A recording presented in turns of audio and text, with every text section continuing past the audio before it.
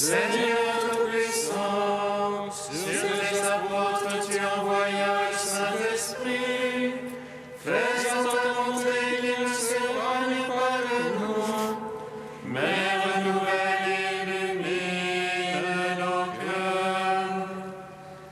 Pose sur nous ton regard, pénètre-nous de ta splendeur, que ton esprit nous fasse goûter ce qui est toi, qu'il redresse ce qui dévie et réunisse ton peuple dispersé par le péché. Car tu es venu, Seigneur Jésus, pour nous sauver en ton amour. Toi qui enduras la mort au milieu du jour, et par ta résurrection as tout rempli de gloire. Avec le Père et le Saint-Esprit, nous te louons. Si nous mourons avec le Christ, avec lui nous vivrons. Si nous souffrons avec le Christ, avec lui nous régnerons. Si nous mourons avec le Christ, avec lui nous vivrons. Si nous souffrons avec le Christ, avec lui nous régnerons. Nous portons en notre corps les souffrances de Jésus, afin que la vie de Jésus soit manifestée dans notre corps. Quoique vivants, nous sommes livrés à la mort, afin que la vie de Jésus fasse son œuvre en tous. Si nous mourons avec le Christ, avec lui nous vivrons. Si nous souffrons avec le Christ, avec lui nous régnerons. Que le Christ soit glorifié dans mon corps, soit que je vive, soit que je meure. Car pour moi, vivre c'est le Christ, et mourir représente un gain. Si nous mourons avec le Christ, avec lui nous vivrons. Si nous souffrons avec le Christ, avec lui nous régnerons. Psaume 118, strophe 15. Par ta parole, Seigneur, soutiens-moi, et je vivrai.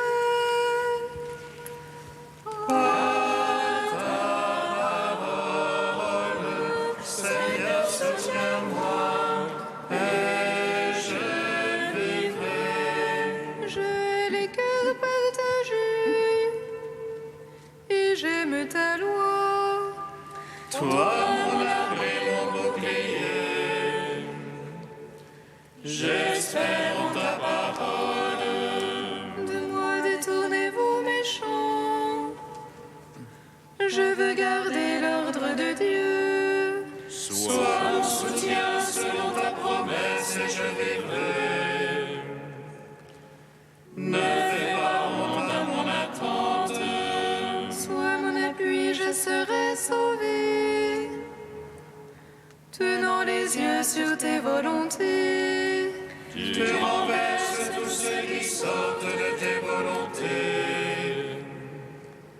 Mensonge est leur calcul. tu ôtes comme une rouille tous les impies. Aussi j'aime ton témoignage. De ton effroi tremble ma chair. Je crains sous tes jugements. Gloire au Père, au Fils, au Saint-Esprit, pour les siècles des siècles. Amen.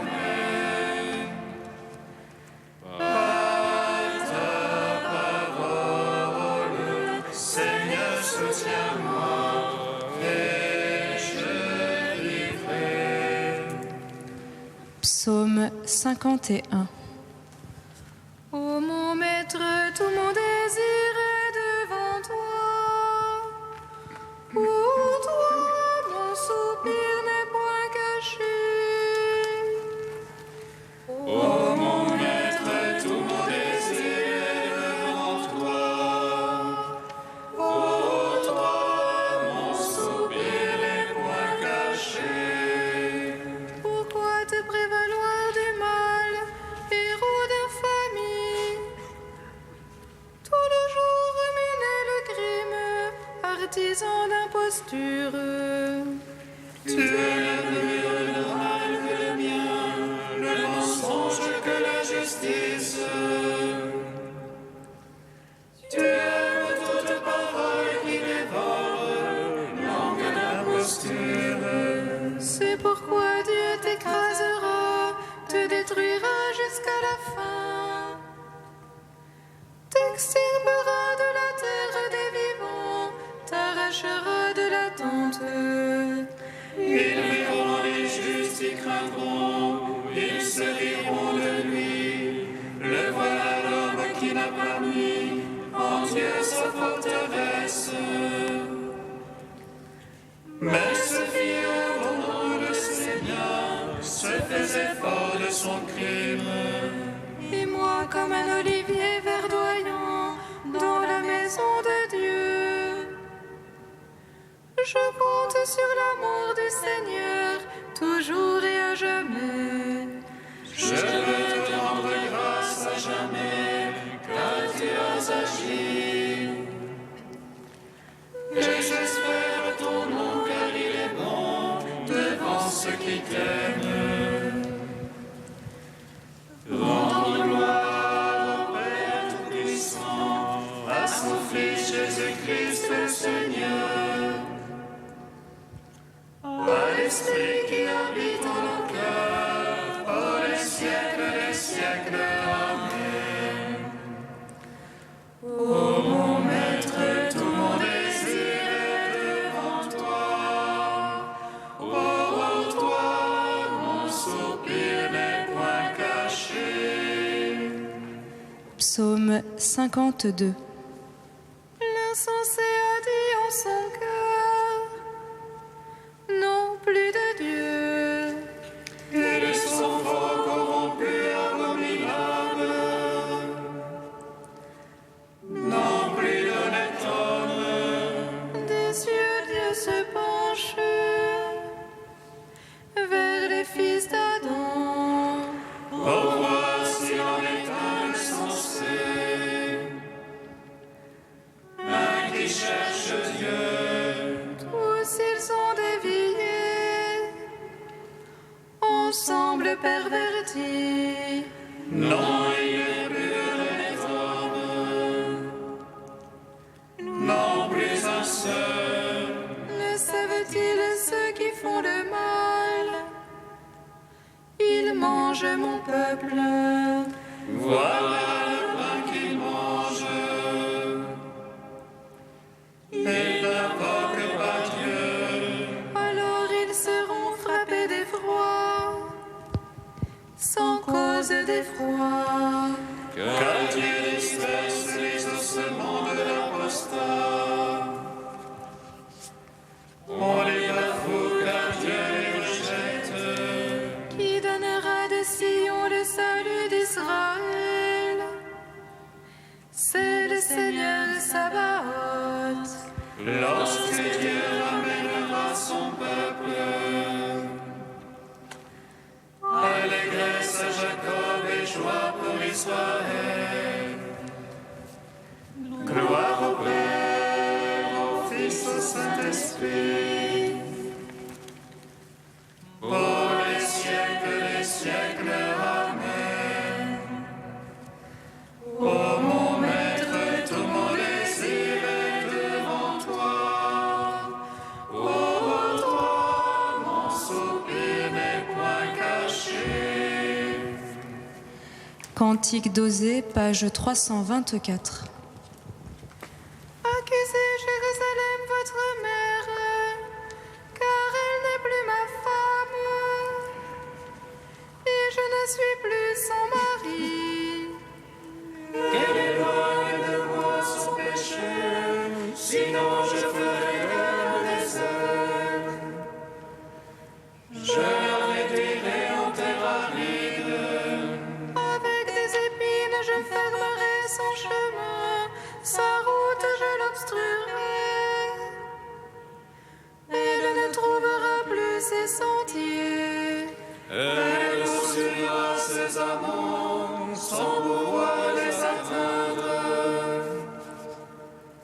les cherchera sans les trouver. Alors elle dira, je veux revenir au Seigneur. J'étais plus heureuse autrefois. C'est pourquoi je vais la séduire, la conduire au désert. Et là je parlerai à son cœur. Elle répondra comme au jour de sa jeunesse, lorsqu'elle monta du pays d'Égypte. Ce jour-là, elle m'appellera mon mari. Je ferai pour elle un pacte avec les bêtes des champs, les oiseaux du ciel et les reptiles de la terre. L'arc, l'épée et la guerre, je les briserai dans le pays. Elle y reposera en sûreté. Je te fiancerai à moi pour toujours, dans la justice et dans le droit, dans la tendresse et dans l'amour. J'aimerais non aimer. Ah, pas mon peuple, je dirai, tu es mon peuple. Et lui dira, mon Dieu. Gloire au Père, au Fils, au Saint-Esprit, pour les siècles des siècles. Amen.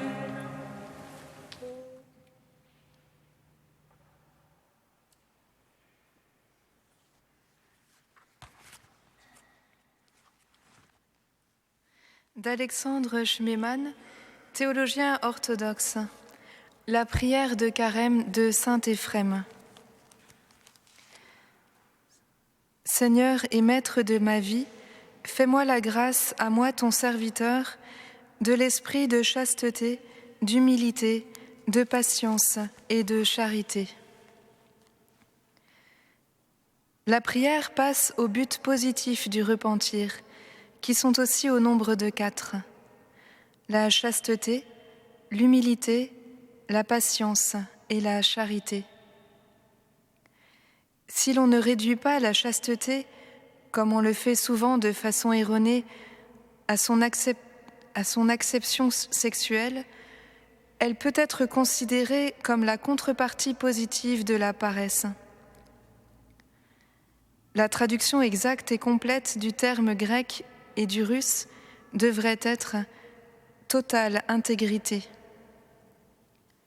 La paresse est avant tout dispersion, fractionnement de notre vision et de notre énergie, incapacité à voir le tout. Le Christ restaure en nous l'intégrité, et il le fait en nous redonnant la vraie échelle des valeurs, en nous ramenant à Dieu. Le premier fruit merveilleux de cette intégrité ou chasteté est l'humilité. Elle est par-dessus tout la victoire de la vérité en nous, l'élimination de tous les mensonges dans lesquels nous vivons habituellement. Seule l'humilité est capable de vérité, capable de voir et d'accepter les choses comme elles sont, et donc de voir Dieu, sa majesté, sa bonté et son amour en tout. C'est pourquoi il nous est dit que Dieu fait grâce à l'humble et résiste au superbe. La chasteté et l'humilité sont naturellement suivies de la patience. L'homme naturel ou déchu est impatient parce que, aveugle sur lui-même, il est prompt à juger et à condamner les autres. N'ayant qu'une vision fragmentaire, incomplète et faussée de toute chose, il juge tout à partir de ses idées et de ses goûts, indifférent à tous, sauf à lui-même. Il veut que la vie réussisse ici même et dès maintenant.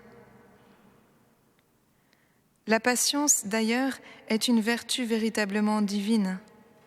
Dieu est patient, non pas parce qu'il est indulgent, mais parce qu'il voit la profondeur de tout ce qui existe. Parce que la réalité interne des choses, que dans notre aveuglement nous ne voyons pas, est à nu devant lui. Plus nous nous approchons de Dieu, plus nous devenons patients pour tous les êtres, qui est la qualité propre de Dieu.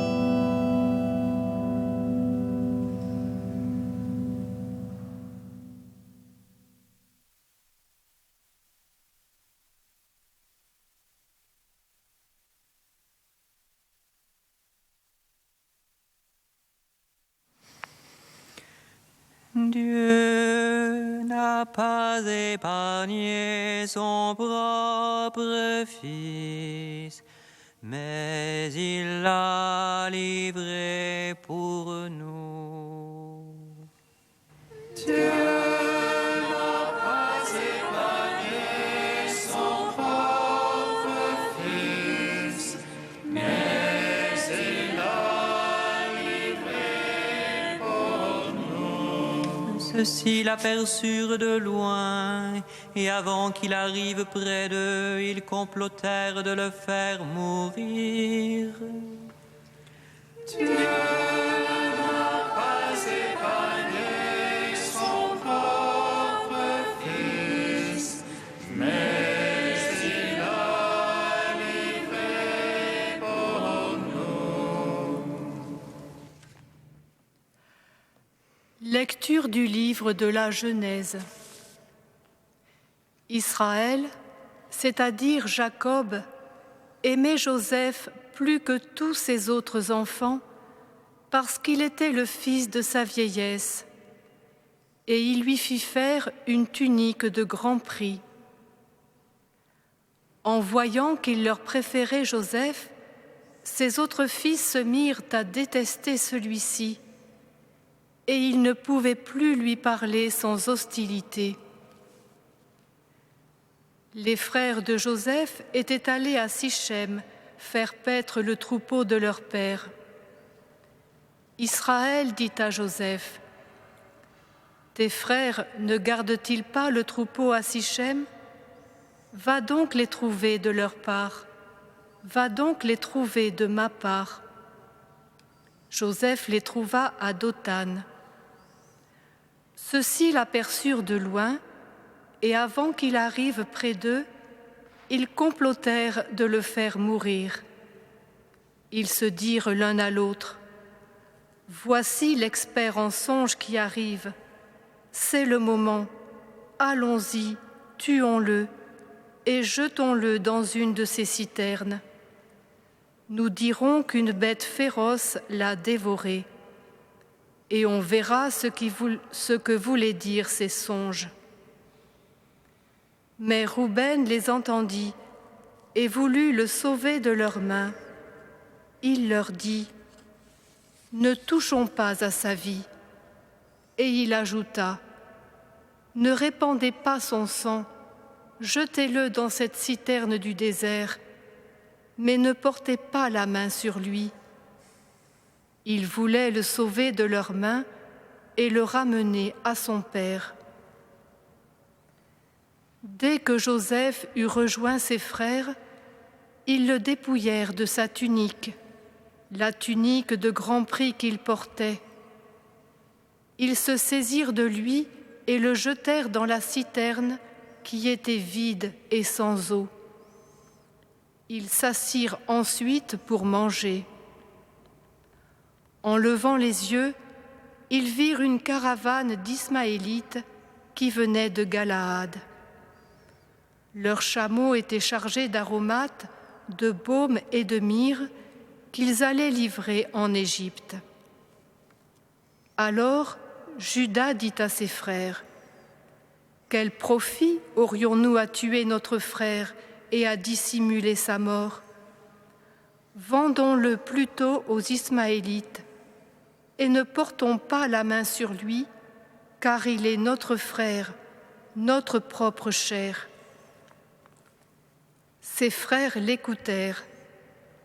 Des marchands madianites qui passaient par là retirèrent Joseph de la citerne.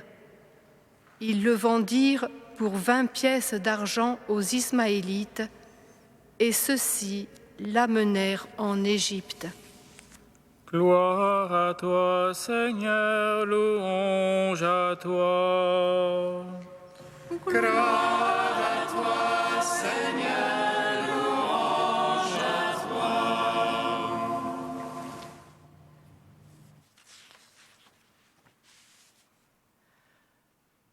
Le commencement de l'histoire du patriarche Joseph que nous venons d'entendre nous surprend par son actualité.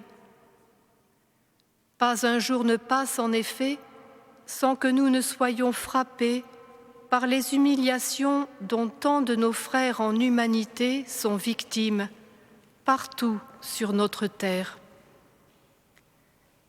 Mais c'est précisément à partir de cette réalité que le Seigneur nous dit sa volonté de tirer l'homme de son péché. Sa providence, malgré nos pires actions contre notre semblable, veut à tout prix nous sauver. Cette vérité nous est donnée par la belle figure de Joseph, qui nous renvoie à celle du Christ Jésus, notre Sauveur. Sa vie est en effet une préfiguration saisissante de la passion de Jésus et du salut qu'il a offert à tous les hommes. Jacob aimait Joseph plus que tous ses autres enfants. La tunique de grand prix dont il le revêt rend témoignage de cet amour de préférence qui n'enlève en rien l'amour inconditionnel qu'il porte à ses autres enfants, puisqu'il leur envoie Joseph lui-même pour prendre de leurs nouvelles. Jacob envoie Joseph auprès de ses frères comme témoin de son amour pour eux. Dieu a tant aimé le monde qu'il lui a donné son Fils, son unique. Il l'a revêtu de notre humanité pour nous manifester son amour, qui est vie éternelle, offerte à tous. Mais l'homme, de son cœur mauvais, tire ce qui est mauvais. La jalousie, la convoitise, l'orgueil, tapis dans le cœur des frères de Joseph, les empêchent de reconnaître l'amour de leur Père commun. La bonté de leur plus jeune frère va jusqu'à susciter en eux la haine. « Le monde me hait, dira Jésus, parce que je témoigne que ses œuvres sont mauvaises. » La haine sans raison ouvre la voie à la violence la plus folle. C'est le moment, allons-y, tuons-le. Dévêtu de sa tunique, Joseph est dépouillé de son humanité. Jeté dans la citerne, il est plongé dans la nuit de la déréliction. Lorsqu'ils virent Jésus, les grands prêtres et les gardes vociférèrent, disant « Crucifie-le ». Jésus s'humilie, obéissant jusqu'à la mort sur la croix pour nous affranchir de la mort. Renié, vendu lui aussi pour quelques pièces d'argent, sa résurrection fera de la croix un signe de victoire, celui de l'amour plus fort que la haine, de la miséricorde qui surpasse toute justice.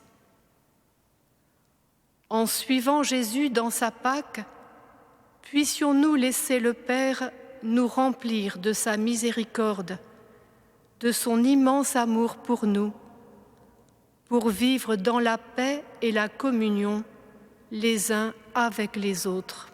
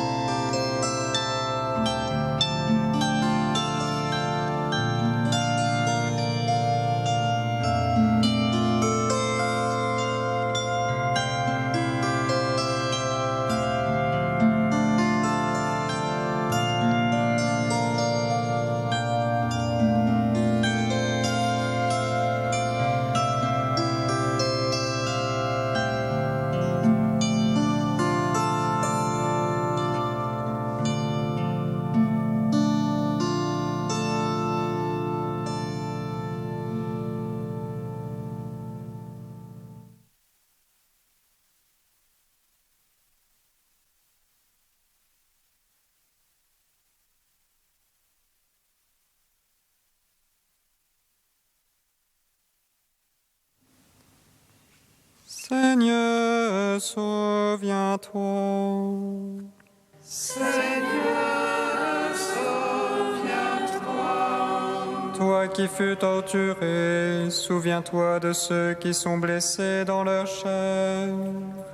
Seigneur, souviens-toi. Toi qui fus couronné d'épines, souviens-toi de ceux qui souffrent de la dérision. Seigneur, souviens-toi. Toi qui cries vers le Père, souviens-toi de ceux qui désespèrent de la vie.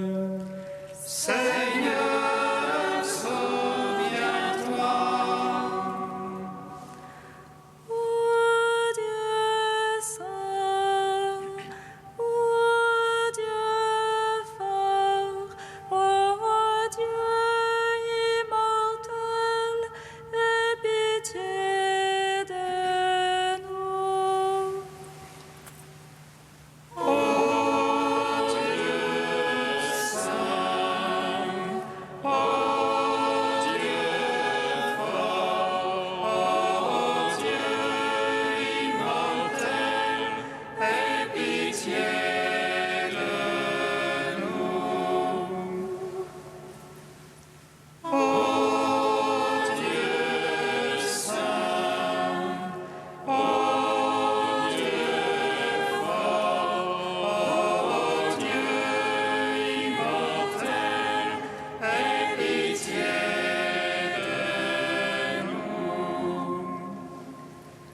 Croire au Père et au Fils et au Saint-Esprit, maintenant et toujours et dans les siècles des siècles. Amen. Dieu immortel, aie pitié de nous.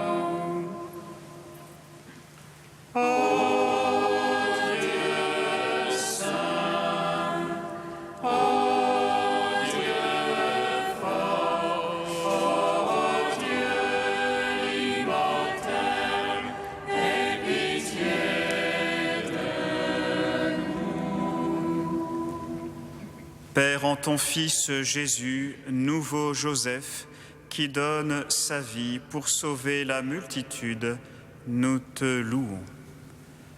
Notre Père qui es aux cieux, que ton nom soit sanctifié, que ton règne vienne, que ta volonté soit faite sur la terre comme au ciel.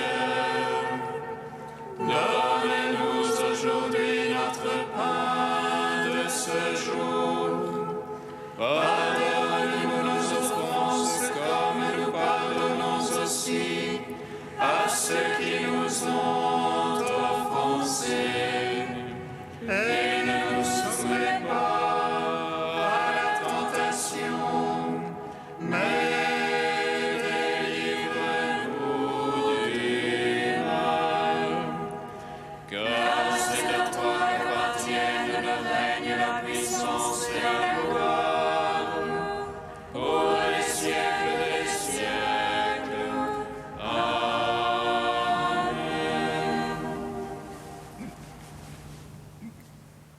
nous t'en prions, Dieu Tout-Puissant, purifie-nous au long de ce carême, pour que nous parvenions avec un cœur limpide aux fêtes pascales qui approchent. Par Jésus-Christ, ton Fils, notre Seigneur et notre Dieu, qui règne avec toi et le Saint-Esprit, maintenant et pour les siècles des siècles. Amen. Bénissons le Seigneur. Nous rendons grâce à Dieu. Amen. L'ange annonça à Marie qu'elle serait la mère du Sauveur. Et elle conçut de l'Esprit Saint. Réjouis-toi, Marie, pleine de grâce, le Seigneur est avec toi. Tu es bénie entre les femmes, et Jésus, le fruit de ton sein, est béni. Voici la servante du Seigneur. Qu'il me soit fait